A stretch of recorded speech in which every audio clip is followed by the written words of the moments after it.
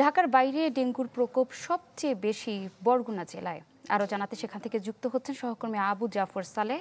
সালেহ, হাসপাতাল কর্তৃপক্ষ কি বলছে ব্যাপারে?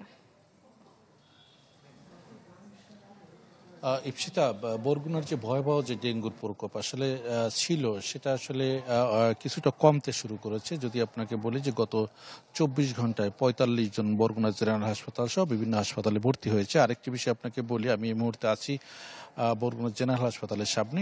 এই যে জায়গাটি দেখছেন, এখানে কিন্তু কয়েকদিন আগেও যে রুগী এবং রুগীর স্বজনদের যে ভিড় ছিল, মানে অর্থাৎ এখানে যে ভিড় ছিল, সেই ভিড়টি কিন্তু এই মুহূর্তে নেই বললেই চলে। অর্থাৎ এই মুহূর্তে বরগুনা হাসপাতালে সহ অর্থাৎ বিভিন্ন হাসপাতালে, উপজেলা আরও ৫টি হাসপাতালে ৯৫ জন ডেঙ্গু আক্রান্ত রোগী ভর্তি রয়েছে। যদিও এ সংখ্যাটি কিন্তু গত ১৫ থেকে ২০ দিন আগে যেটি কিন্তু ২০০ বা ২০০-র অধিক যেটি ছিল, এবং এখন পর্যন্ত বরগুনা জেলায় ৭ জনের মৃত্যু হয়েছে, যেটি সরকারি হিসেবে। তবে বেসরকারি হিসাবে সেটি কিন্তু ৩৯ জন।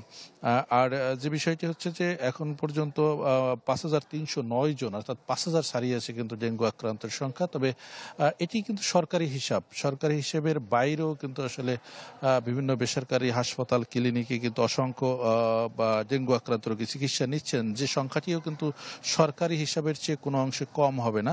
আর আপনি যে বিষয়টি বলছিলেন যে হাসপাতাল কর্তৃপক্ষ যে বিষয়টি জানিয়েছে, যে হাসপাতাল কর্তৃপক্ষ এই যে আসলে আক্রান্ত কমার পিছনে যে কারণ, যে বিষয়টি তারা জানিয়েছে, যে আসলে মানুষের মাঝে অনেকটা সচেতনতা এবং পরিষ্কার পরিচ্ছন্নতা, পৌরসভার যে উদ্যোগ, মানে এই ধরনের উদ্যোগের কারণেই কিছুটা কমতে শুরু করেছে। তবে যদিও এটি শহর কেন্দ্রিক কমলেও গ্রামে কিন্তু আসলে আক্রান্তের সংখ্যা বাড়ছে।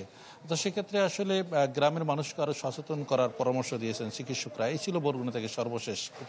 ধন্যবাদ আপনাকে।